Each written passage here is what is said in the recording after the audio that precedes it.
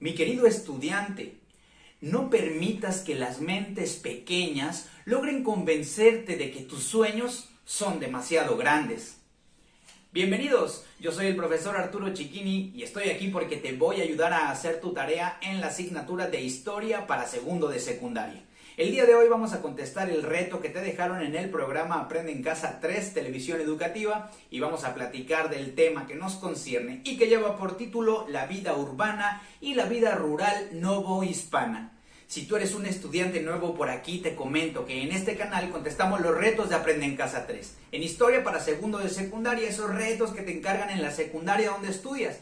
Así que si quieres aprender historia de una manera diferente y al mismo tiempo entregar tu tarea, en este momento suscríbete a mi canal, regálame un poderoso like y enciende la campanita de notificaciones. Dicho sea de paso, muchísimas gracias a todos mis estudiantes que dejan comentarios positivos y toda su buena vibra en este canal. De verdad que es algo que aprecio y me motiva para seguir subiendo contenido.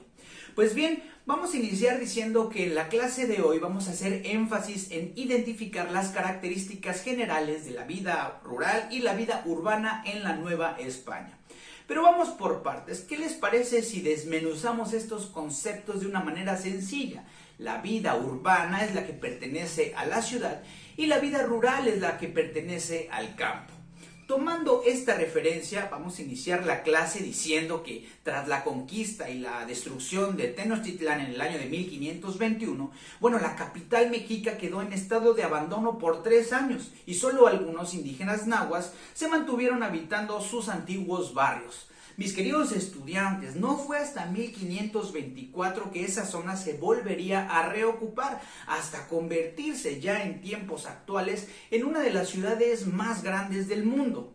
Pero bueno, regresando al pasado, hay que decir que en el siglo XVI las autoridades civiles y religiosas del virreinato plantearon la organización de la sociedad novohispana a partir de una división básica.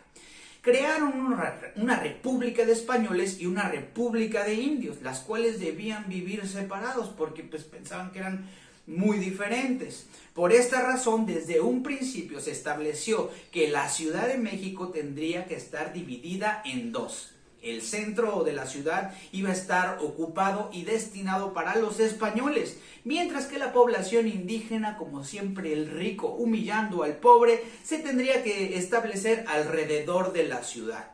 Muy bien.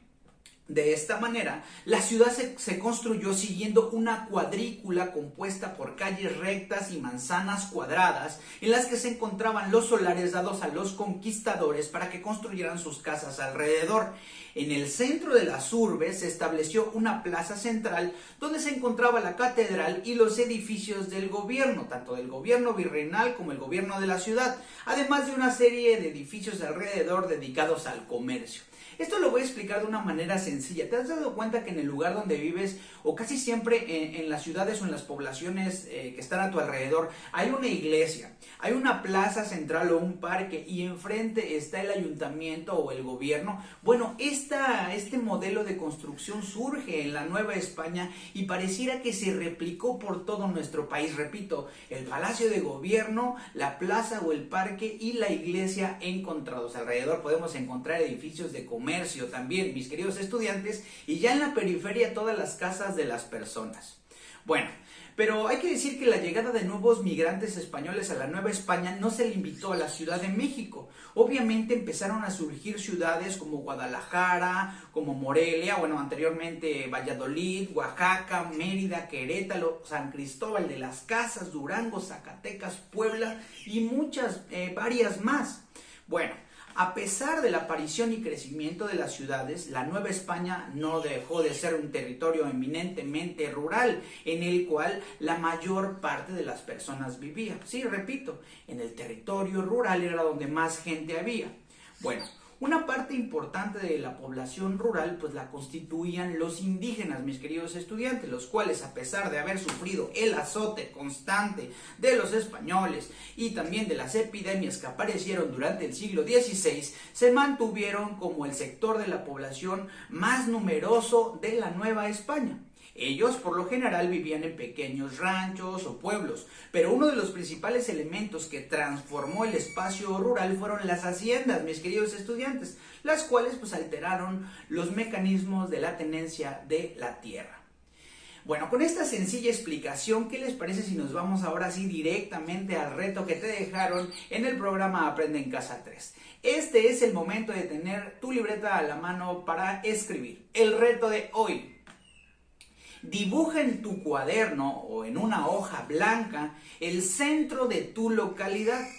Localiza en el dibujo la iglesia o la catedral, así como el palacio de gobierno o el edificio del ayuntamiento. Bueno, entonces vas a agarrar una hoja y vas a tratar de dibujar cómo está el centro, pues, del lugar donde vives. Generalmente, repito, está la iglesia, el palacio y el parque. Y tomando esto como referencia, vamos a contestar algunas preguntas que te hacen en Aprende en Casa. Entonces, ya que tienes tu dibujo, mi querido estudiante, vamos a anotar y responder los siguientes cuestionamientos. Pregunta número 1. ¿Qué traza tiene? Repito, ¿qué traza tiene? Es decir, ¿cómo está trazado? Respuesta sugerida, favor de anotar. Bien, puedes poner ahí. Para su construcción se utilizó un diseño que apareció durante el Renacimiento en el continente europeo, conocido como el damero, lo puedes poner entre comillas, damero. De esta manera, la ciudad se construyó siguiendo una cuadrícula compuesta por calles rectas y manzanas cuadradas, donde alrededor se construyeron casas. Yo creo que esta es la forma como la mayoría de mis estudiantes, pueden percibir el lugar donde viven. Pregunta número 2, favor de anotar. ¿Qué elementos de las ciudades novohispana conserva? ¿Qué elementos de las ciudades novohispana conserva? Respuesta sugerida. Bueno, en el centro de la ciudad se estableció una plaza central o un parquecito, donde se encuentra también la catedral o la iglesia y los edificios de gobierno.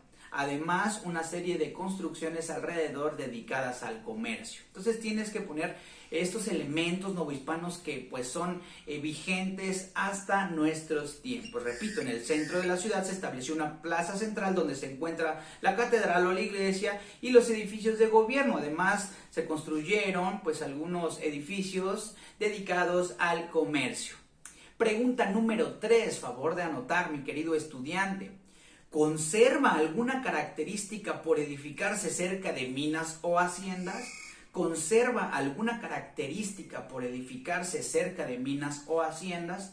Si tu localidad no está cerca de una mina o una hacienda, entonces puedes contestar: mi localidad o el lugar donde vivo no está ubicado cerca de una mina o de una hacienda. Pero si sí vives en un lugar que está cerca de una mina o una hacienda, lo que puedes poner ahí es algunos datos relevantes: si hay subidas, si hay bajadas, a lo mejor las calles no están muy bien trazadas, si está cerca de una hacienda, dinos cómo son sus alrededores. Puedes escribir cómo es el relieve, ¿no? Si es plano, si hay montículos, si hay montaña, etc. Por último, mis queridos estudiantes, pregunta número 4. ¿Cuáles fueron las características de las ciudades y del campo en la Nueva España? Repito, pregunta número 4. ¿Cuáles fueron las características de las ciudades y del campo en la Nueva España? Respuesta sugerida. En las ciudades y villas españolas, anota, en las ciudades y villas españolas vivían en su mayoría las clases dominantes, es decir, los españoles y sus descendientes. Las calles se trazaron de manera cuadriculada y era común ver un edificio de gobierno, una iglesia y una plaza central. Punto y aparte. Anota. Por su parte, el campo generalmente era ocupado por la población indígena en lugares más alejados.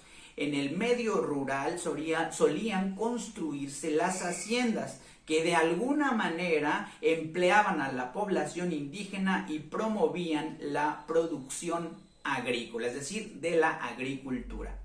Pues mis queridos estudiantes, hasta aquí el video del día de hoy. Si te ayudé a contestar el reto, si te ayudé a hacer tu tarea, no te vayas sin dejarme un like, escríbeme un comentario. Yo los leo todos, a veces no los contesto en tiempo real. Sin embargo, pues muchas gracias a todos ustedes por estar presentes en la clase del profesor Arturo Chiquini. Pues yo soy tu profesor de historia y te deseo que, como siempre, conserves ese traje del buen humor y el perfume de una sonrisa. Que vivas, pero que también dejes vivir. Nos vemos la próxima.